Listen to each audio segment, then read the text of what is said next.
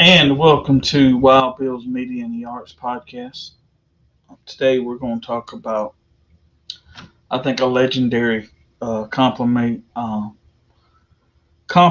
album that was actually put out in 1975, but it wasn't put out actually by the band. It was put out by the record label. The band had no idea that the album was ever even brought out until a fan approached them backstage at a concert to sign the album. That's how they found out about it. But this legendary album or compilation album is Black Sabbath's "We Sold Our Soul for Rock and Roll." I give you talk a little bit about the record, and then I'm gonna give you kind of two stories of mine that relates to this album, and we'll that'll be about it really. But this album was put out and released in December 1st, 1975 in the UK, and February 3rd, 1976 in the US. But this they had six albums out by this time, but this album draws mostly from the first four albums. If I'm not mistaken, there was a CD version of this released later on, and I think there were two tracks missing off of it. And to be honest with you, I can't remember the tracks. I think Warning was one of them, but anyway, this record has, the classic Black Sabbath stuff: Paranoid, Iron Man, War Pigs, Fairies Wear Boots, Snowblind. It has a lot of the classic stuff that people come to know and love by Black Sabbath. I think it's one of the best compilations albums ever put out, to be honest with you. I mean, it just has some of the most killer music on it ever. And the thing I like about it is that it's one of those albums that when you hear it, it just has so much diversity from Black Sabbath's very first album up to Volume 4, which is, you can tell how they progress from one album to the next. And it's just telling you, and all of this stuff on here is Ozzy era stuff.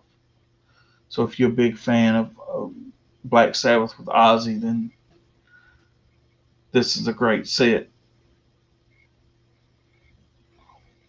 I really don't have a lot to talk about this record, but I really don't have nothing bad to say about it. It's just,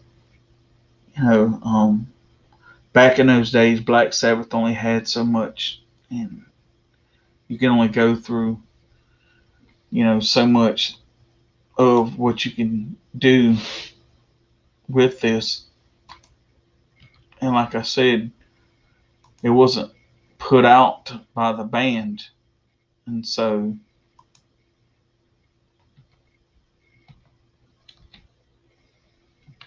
you had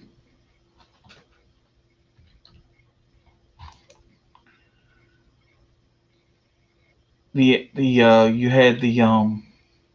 record label picking the tracks. But this album has 17 tracks on it.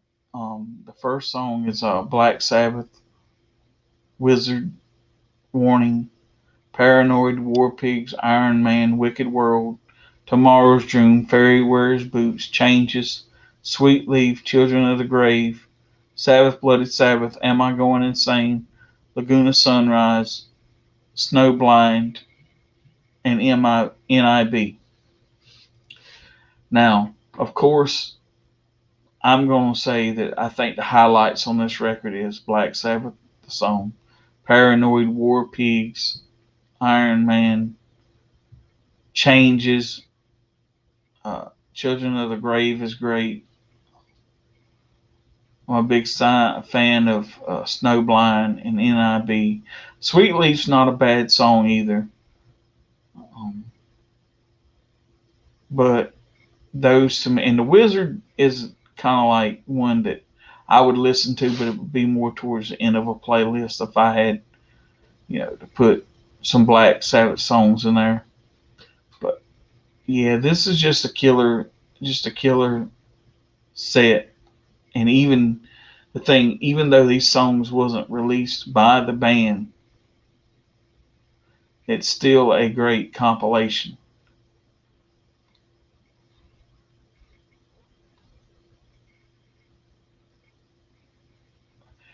It was certified silver in the UK on October 1st, 1976. It was certified gold February 7th, 1980, platinum on 13th of May of 1986, and two-time multi-platinum, generally known as double platinum, outside the offices of the RIAA on March 16th, 2000.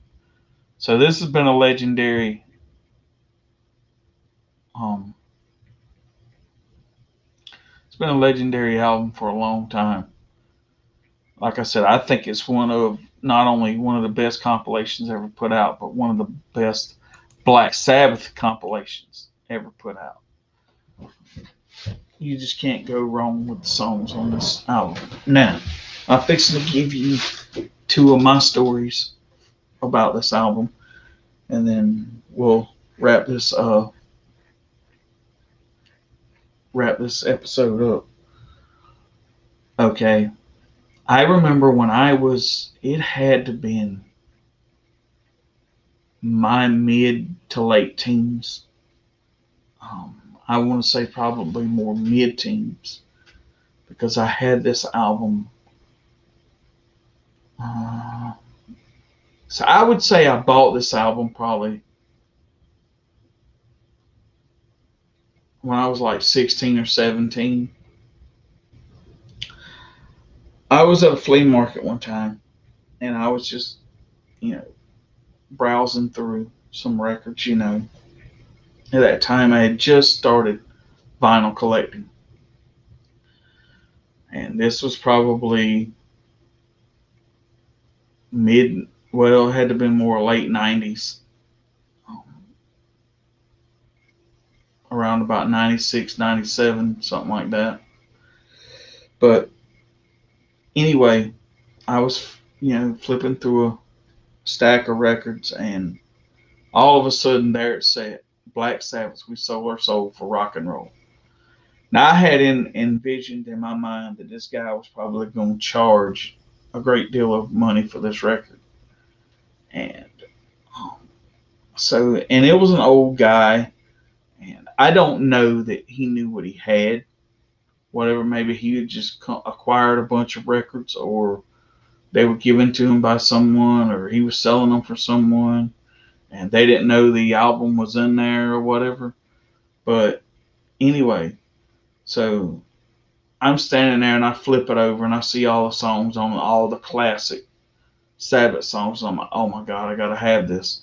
So I asked the guy, I said, how much you take for this? And the guy was like, oh, I don't know, like 75 cents. I give him $1 and ran. Told him to keep the change. And this album was a double gatefold album. It was a double album. It was a gatefold, and it was pretty decent condition when I bought it back years ago. It sort of kind of has a little bit of wear and tear on it now because I've listened to this record a lot. Um, and going on that, talking about listening to this record a lot, I remember when I was, it was the summer before my senior year in high school, and me and my best friends sat out in my dad's shop, and he had a turntable out there, and we would hang out listening to music, telling stories, telling what our dreams were and all that stuff like that. Yeah. Oh, what we gonna do 10 years? Where we thought we'd be like 10 years after high school, 20 years after high school. You know where we wanted to go, our dreams, our hopes, and everything. And we listened to this album. We listened to the Eagles Hotel California. That was on vinyl. We listened to a country like compilation album that I had, and we had a few CDs. We had a CD player out there, and but this was one of the monumental records that we played all the time. And it was never out of the playlist. It was always, we would go out and whatever music we listened to that day, there was Black Sabbath mixed in with it. And so it was awesome experience. And I remember like we would hang out and we'd call up girls and they'd come over and hang out and stuff like that. And, you know, we would just listen to music and shit and talk about things and where the hell we'd be in a few years. But this album really changed my life because this was one of, if I'm not mistaken, I think like one of the first vinyl albums I ever bought. And I had just started getting into vinyl collecting then. And so, yeah, this is probably one of the longest um, albums or the oldest albums that I've had in my collection. And I still have it today. It still plays great. The cover's kind of beat up and stuff. I'll admit, I'd love to find me another version, another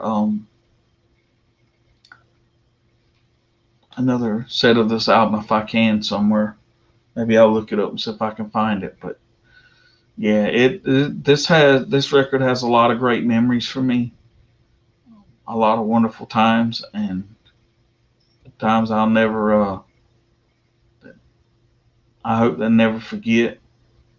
And thanks Black Sabbath for the songs, for the music, for the memories and everything. And like I said, if you don't have this record, pick it up.